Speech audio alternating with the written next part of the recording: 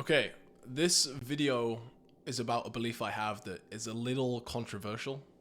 Uh, it's a theory more than a belief, I guess, because it's something that I'm willing to be proven wrong with. But it's something that has been sitting with me for a really, really long time now, this concept of not niching down.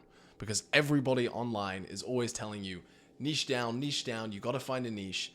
And the more I've sat and reflected on it after being in business for about 7 years, the more I've gone, fuck that. Like, there's no way that niching down is actually ultimately the long-term play. Now, I'll explain. There's a few caveats of this, to this. And there's, again, this is a theory, this is a belief of mine that I have, and I'm willing to be proven wrong. I think over the next 10, 20, 30 years, I'll probably be proven wrong plenty of times. But I think this concept applies. I think it's really important. I think it's something to consider and think about if you're working online, if you're working at any sort of company, to be honest, and doing any profession, or building a business of any kind. So I think it applies to everyone. Anyway, since the last video, had some comments telling me to fix my audio, so got the mic settings good to go. I got a freaking ring light and all of the angles and all of that good shit set up. So let me dive straight in. The way that I landed on coming up with this concept of not niching down is by looking at myself throughout my life and figuring out how I get better at things. And one of the ways that I get better at something is by focusing on it a lot, right? Like if I want to get better at tennis, going and playing a lot of tennis helps me improve tennis. But what I found is that there's lots of other things that help you get good at tennis. So, for instance, being stronger in the gym is not playing tennis, but I end up getting better at tennis as a result. Now, playing tennis also helps me in some weird ways get better at the gym, because through playing tennis and through learning about how my body works and understanding what muscles are tight in my shoulders and my arms and my hips, allow me to train better when I'm in the gym. And they allow me to stand up straighter when I'm walking around. They allow me to focus more on the mind-muscle connection. That's a really terrible example. Now, I know my examples are not going to be very good in this video, but it's something that I strongly believe, so I'll probably talk about it a lot more in the future. Now, you might have heard the concept of being T-shaped, where you should be really, really good at one thing and then good at lots of other things. And another problem that I've had is as I've sat down, as I've thought about this more and more and more, I've been trying to figure out what makes really, really good team members. What makes the ultimate employee, let's call them, or partner in the business, or whatever you want to call somebody that works at a company. And I landed on, well, technically an entrepreneur is the best type, right? Because an entrepreneur is somebody that understands all facets of the business. So not only do they understand sales, they also understand accounting and finance and legal, and they understand hiring, and they understand management and all of these things. And the more and more I've reflected on it, the more I've realized that I actually want people at the company that have lots and lots and lots of skills. If you're familiar with Sam Ovens, he built consulting.com to $30 million a year. He's made some really excellent content. If you go and check out his YouTube, he doesn't post a lot, but he's made some excellent content. And one of the videos that he has posted on Spotify and on YouTube is called Hire Full Stack People. And he explains the concept of you wanting to actually hire people that have multiple skills. You don't want to just hire somebody that is really good at sales and not good at anything else, because they actually can't be as good at sales if they don't have the context of how the rest of the business works. So one of the challenges that I'm facing right now in my business to help us unlock a new level of growth is helping everybody at the company understand what everyone else is doing better. And not only that, but also encouraging people to get involved in those facets of the business. Because I look at myself and I go, why am I learning quickly? And why am, in most cases, do I appear, and again, biased, but do I appear to be learning faster than a decent amount of people at the company? And I go, well, shit, it's probably because I have all of this context. I have all of this information. I see everything happening at the company every single day. So I can see a problem in, let's say, our sales process or with a member of our sales team. And I can then go and look at our service delivery team and see a similar problem in a different form. So the solution to the problem that I have with the person in the sales team is often the solution that I have, or I need to put in place to solve the problem with the person in the service delivery team. Now, as I start seeing this and start seeing that there's all of this context that is really helpful to have, I'm essentially not good at just one thing. Like, I am getting good at lots and lots of things. And I think as you're building a business, as you're an entrepreneur, you have to learn how to get really, really good at lots and lots of different things. So it actually kind of means that you're not really good at anything. You're good at everything, sorry. You're not really great at anything.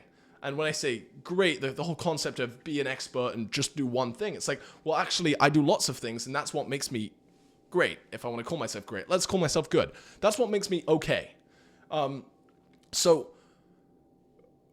I've landed through this kind of process, this thought process, as I've been building Flax over the last few years. I've always questioned the concept of niching down because there's 100% a ton of benefits with niching down, right? It allows you to capture a certain market faster. And I'll give you an example.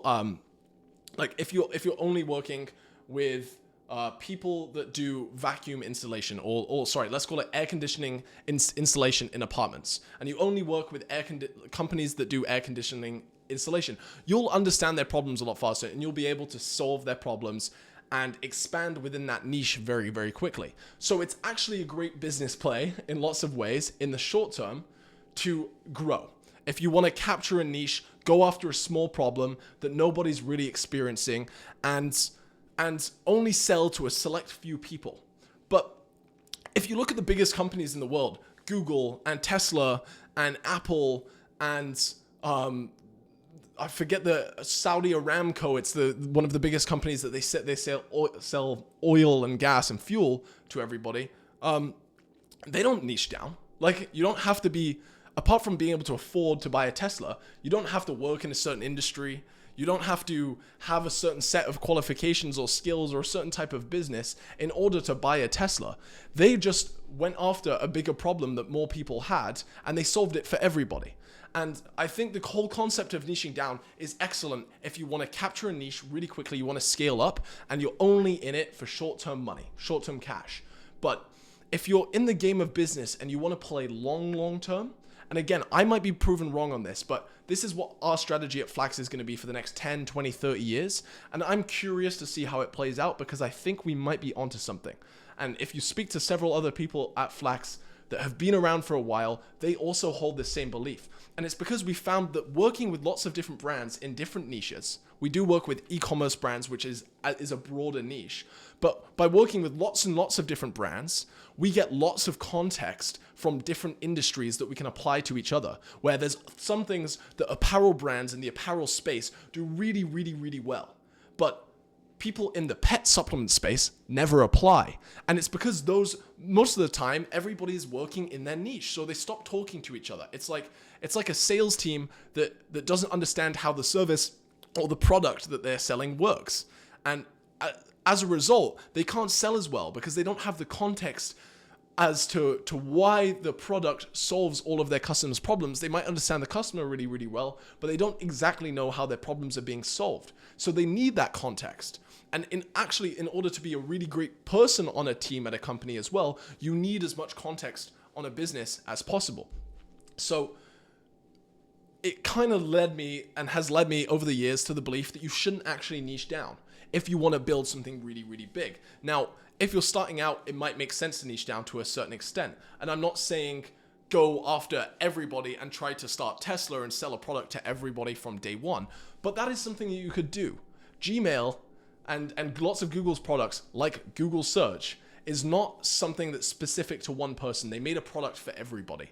And I think if you want to build one of the biggest companies in the world, you need to make your products solve more people's problems, not less people's problems. So again, if you're looking for short-term cash, if you're looking for a way to make a bunch of money, if you need a load of money for whatever reason, then yes, it makes sense to niche down to an extent. But understand that there's also extremities with everything. And people will say niche down, niche down, niche down, niche down. And if you niche down and you only focus on one niche and you only focus on one service, that's freaking great. If you're building an agency and you're only doing one thing and selling one product to a certain select few group of people. But one of the fastest ways that we've made our services better at Flax is by making more than one service. And everybody will tell you it's a terrible idea, but we have a software development team, and I can sell people software development if they would like it, even though we're mostly working with e-commerce businesses on ads and content and websites. But because I built that software development team, I have a shit ton of context on how software development works now. And we have our own software that runs a ton of automation and a ton of data analysis for clients that we're running ads on. And that means that it's way harder for other ad agencies to compete with Flax over the long term because our software capabilities are getting better and better and better and better and better. So I think that you shouldn't niche down. It's just an opinion.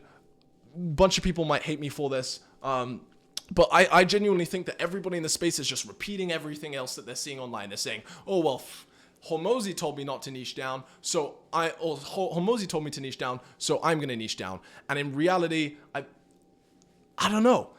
Like, if you look at the biggest companies, they're not doing it. So I'd rather listen to the biggest companies than some of the not as big companies that essentially people with a lot of influence on social media in the business community. Now, these people are excellent. They are high level. They're killers. They know a shit ton more than me. But in 30 years from now, I'm going to play a slightly different game, and I'm curious to see how it plays out. So you're welcome to follow along. And hopefully this is the last video of like low production quality. We brought a head of content onto the team, so we've been shooting a bunch of video content already, and I'm expecting things to get hopefully a little more engaging and entertaining. So instead of me just ranting and speaking off the top of my head, we'll actually be making some structured videos, which should also maybe get the word out about what we're doing out there a little more with a few more views. So looking forward to it. Cheers, guys.